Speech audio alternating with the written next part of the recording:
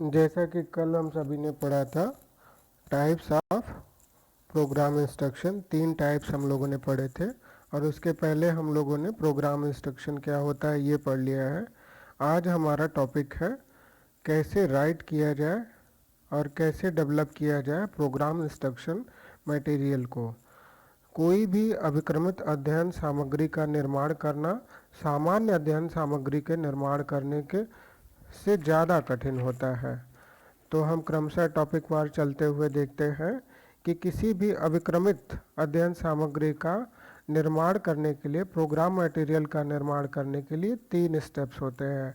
सबसे पहले तैयारी है, दूसरा है रचना और तीसरा है मूल्यांकन एवं परीक्षण। प्रिपरेटरी फेज या तैयारी के फेज में हम क्या करते हैं, हम सबसे पहले तो किस टॉपिक पे हमें मटेरियल तैयार करना है, अध्ययन सामग्री बनानी है जिसे कि छात्रों को पढ़ने के लिए देना है या कहीं भी देना है छपने के लिए। तो वो सबसे पहले हम सिलेक्शन ऑफ टॉपिक करते हैं। जैसे एक टॉपिक सेलेक्ट कर लिया संधि, ठीक है, हिंदी में आप संधि पढ़ते हैं। दूसरा हो गया छात्रों के पूर्व ज्ञान की सूचना हम लेते हैं। संधि पढ़ने से पहले ये जान लेना आवश्यक है, ये मान कर चलते हैं हम कि उन्हें वर्णों के बारे में पता होगा, उन्हें स्वर और व्यंजन के बारे में पता होगा, उन्हें वर्णमाला पता होगी, ठीक है, तभी हम संधि पढ़ा पाएंगे। ये काम आप पहले भी कर चुके हैं प्रस्तावना बनाते टाइम। चलिए विषय से भटकते नहीं, आगे बढ़ते हैं तीसरे पर। उद्देश्यों को व्यवहारिक रूप में लिखते हैं हम। उद्देश्य क्या है हमारे, संधि। संधि का पठन पाठन कैसे करना है, जैसे आप व्यवहारिक उद्देश्य वहाँ लिखते थे पाठ्य योजना बनाते समय, वैसे भी यहाँ पर लिखेंगे। जैसे आप राजर्षि टंडन या इग्नू की किताबें पढ़िए या एनसीईआरटी की किताबें पढ़िए, तो उसमें लिखा होता है कि इस पाठ का अध्ययन करने के पश्चात, इस पैरा का अध्ययन करने के पश्चात छात्र इस बात को सीख जाएंगे। तो वही है उद्देश्यों को व्यवहारिक रूप में लिखना।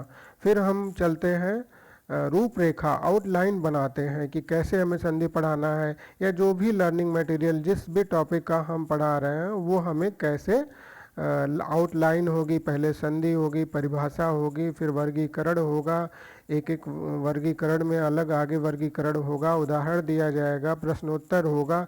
तो आउटलाइन में हम इन सब चीज़ों को स्थान देते हैं।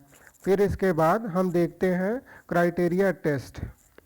वहाँ पे हम बना लेते हैं, क्राइटेरिया फिक्स रहती है कि हमें इससे आगे नहीं जाना है। जैसे संधि पढ़ाते समय आप अलग अलग कक्षाओं के लिए अलग अलग क्राइटेरिया मानक होंगे, ठीक है, तो उसके अनुसार आप क्राइटेरिया बनाएंगे कि हमें किस लेवल पर जाना है, और क्योंकि हमें उसमें आगे टेस्ट भी करना रहता है, ठीक है। तो इस तरह हम देखते हैं कि तैयारी वाले फेज में हम 5 चीज़ें करते हैं। सिलेक्शन ऑफ टॉपिक, छात्रों का पूर्व ज्ञान, उद्देश्यों को व्यवहारिक रूप में लिखना, आउटलाइन बनाना और क्राइटेरिया टेस्ट को निर्धारित करना। अब दूसरा वाला ऊपर देखिए लिखा है, दूसरा रचना या अभिक्रम लेखन। ये मुख्य पद होता है।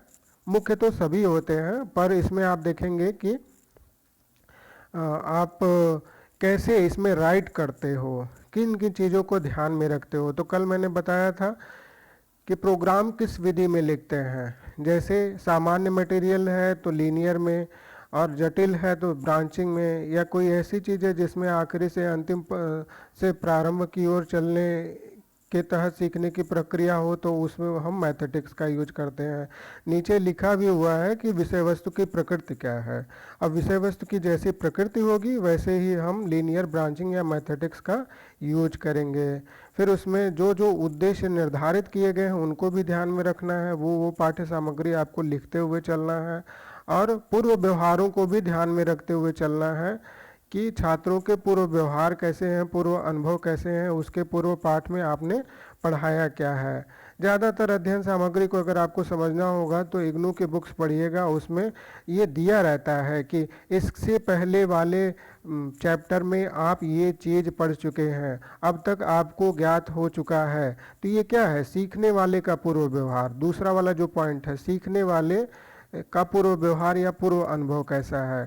तो इन चारों चीज़ों को ध्यान में रखते हुए हम प्रोग्राम को राइट करते हैं, अभिक्रम को लेखन करते हैं, ठीक है। कौन कौन सी बात कि विषय वस्तु को देखते हुए लीनियर, ब्रांचिंग या मैथमेटिक्स में से कौन सा यूज किया जाए, और छात्रों का पहले का अनुभव, पूर्व व्यवहार कैसा है, और फिर वो अनुदेशन कौन कौन से अनुदेशन इंस्ट्रक्शन दिए जाने हैं या पाठ्य सामग्री में किन किन चीज़ों को जगह दिया जाना है।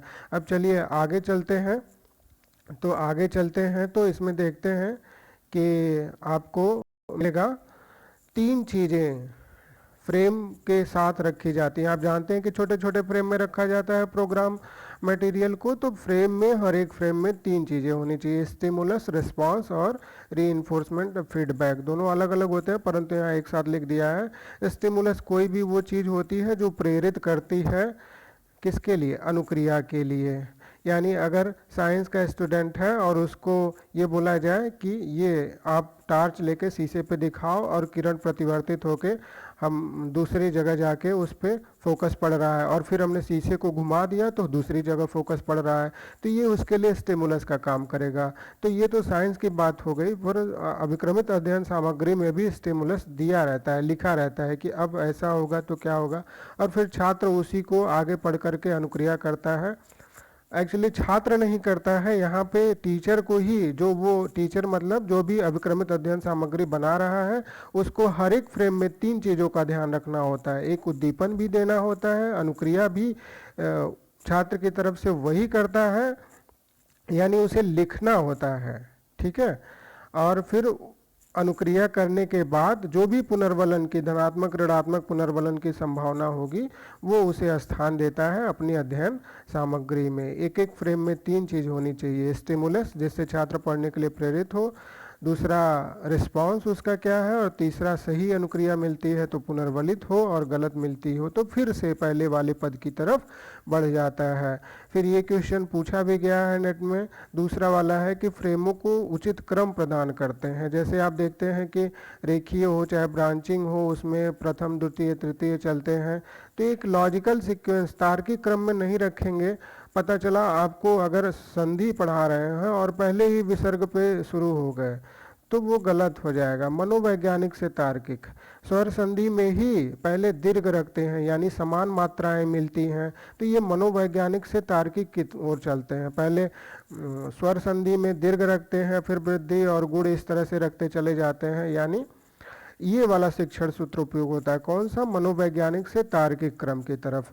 यानी फ्रेम्स को बना देना ही पर्याप्त नहीं होता है, फ्रेम में जो तीन चीज़ें बनाई जाती है, स्टिमुलस, रिस्पांस और फीडबैक रखा जाता है, उसके अतिरिक्त फ्रेम को सीक्वेंस भी करना होता है, क्रम में करना होता है, तार्किक क्रम में लिखना होता है। फिर हम जब इतना कर लेते हैं तो हम ड्राफ्ट को लिख डालते हैं, कंप्यूटर पर तैयार कर डालते हैं, एडिट कर डालते हैं, और उसको कई जो विशेषज्ञ होते हैं उसको वहाँ पे चेक भी करते हैं, तब वो एडिटिंग का काम पूर्ण होता है। चलिए तीसरे वाले पे चलते हैं। यहाँ देखिए 3 पद आपका लिखा था। पहला कौन सा था, पहला था कि तैयारी, उसमें आपने इन सब चीज़ों को कर लिया। दूसरा रचना था, फ्रेम्स बना लिए, फ्रेम्स को सीक्वेंस कर लिया, ठीक है। अब आगे बढ़ते हैं तीसरे वाले पद की तरफ। तीसरा वाला पद है परीक्षण एवं मूल्यांकन। यहाँ परीक्षण अलग है, मूल्यांकन अलग है। परीक्षण 3 तरह से करते हैं, इंडिविजुअल, स्मॉल ग्रुप और फील्ड ट्राई आउट। हम जो अध्ययन सामग्री बनाए रहते हैं पहले 4-5 छात्रों पर उसको एडमिनिस्टर करते हैं, देते हैं उनको पढ़ने के लिए, प्रशासित करते हैं। फिर दूसरा स्मॉल ग्रुप ट्राई आउट करते हैं, इसमें 10 से 20 छात्रों पर करते हैं। और तीसरा फील्ड ट्राई आउट है। अब थोड़ा एक एग्जांपल ले लीजिए। हम जैसे आपको बताते हैं कि आप एक अध्ययन सामग्री के निर्माण करता है, अभिक्रमित अध्ययन सामग्री के निर्माण करता, और आपको दे दिया गया कि कक्षा 12वीं के साइकोलॉजी का आप अभिक्रमित अध्ययन सामग्री बनाइए। NIOS के थ्रू आपको प्रोजेक्ट मिल गया, और आप इसमें क्या करेंगे, जब आपने पहला और दूसरा पद खत्म कर लिया तो आपको लास्ट में ट्राई आउट भी करना होगा। पहले 4-5 छात्रों पर उनको देंगे तो आपको कमी पता लगेगी कि पद बड़ा है, बच्चे सीख नहीं पा रहे हैं, या आकार बड़ा है, पदों की संख्या ज़्यादा है, भाषा जटिल है, क्या चीज़ है, उसमें क्या क्या कमी है। धीरे धीरे इस ट्राई आउट को हम बढ़ाते जाते हैं, फिर 10-20 छात्रों पर करते हैं, वहाँ भी कमियों को नोट करते हैं, और फील्ड ट्राई आउट में पूरा हम सैंपल ले लेते हैं। जैसे अभी मैंने बताया था 12वीं के छात्रों के लिए बनाया साइकोलॉजी का मैटर, तो वहाँ पे उनके लिए सैंपल लेंगे। ऐसा नहीं कि उसको 11वीं के लिए उसको ट्राई आउट कर देंगे, नहीं, वो 12वीं के छात्रों पर ही ट्राई आउट किया जाएगा। तो ये चीज़ आप लोग समझ चुके होंगे। ट्राई आउट करने का एक ही मकसद है कि हम उसकी कमियों को पता लगा सकें। फिर रहता है मूल्यांकन की बात। तो मूल्यांकन कैसे किया जाता है? 3 मुख्य मूल्यांकन किए जाते हैं। एरर रेट ज्ञात की जाती है, एरर रेट का फार्मूला दिया गया है, टोटल नंबर एरर्स कितने हैं गुणे 100 अपान होता है टोटल नंबर ऑफ रिस्पांस और कितने स्टूडेंट्स पे किया गया है। तो यहाँ पे ये भी बताया गया है कि कब हम उसको एक्सेप्ट करेंगे। अगर लीनियर प्रोग्राम आप रेखीय अभिक्रमित सामग्री बना रहे हैं और उसमें एरर रेट है 5 से 10% तो वो एक्सेप्ट हो जाएगी। और ब्रांचिंग में चूँकि जटिल होती है तो 20% तक एरर रेट है तो वो भी अध्ययन सामग्री आपकी अप्रूव हो जाएगी, एक्सेप्ट हो जाएगी। फिर दूसरा ज्ञात करते हैं प्रोग्राम डेंसिटी। प्रोग्राम डेंसिटी को कहते हैं type token ratio, TTR। TTR में total number of different type of responses upon total number of response required in programs. इनसे घबराने की आवश्यकता नहीं है। ये जो भी अभिक्रमित अध्ययन सामग्री बनाते हैं, ये जब ट्राई आउट के लिए देते हैं, जो अभी आपने परीक्षण किए 5 या 10 पे 10-20 पे या सैंपल पे किए, तो उन्हीं से जो डाटा मिलता है उन्हीं को इसमें रख करके और TTR का वैल्यू निकाल लेते हैं, या फिर ऊपर वाले का वैल्यू जो क्या है, त्रुटि का दर है, एरर रेट है, उसका वैल्यू निकाल लेते हैं। और यहाँ पे देखिए TTR का मूल्य दिया हुआ है 0.25 से 0.33 के मध्य है। तो आपका जो अध्ययन सामग्री है वो बढ़िया बना है, सही बना है, वो अप्रूव है, वो एक्सेप्टेड है। तीसरा वाला है, इसमें हम क्या करते हैं कि क्रम व्यवस्था देखते हैं। इसको स्केलोग्राम के सहायता से निकालते हैं। स्केलोग्राम जब आप पढ़े होंगे ऑब्जर्वेशन इवैल्यूएशन टेक्निक्स में, तो उसमें स्केलोग्राम का भी नाम आया होगा।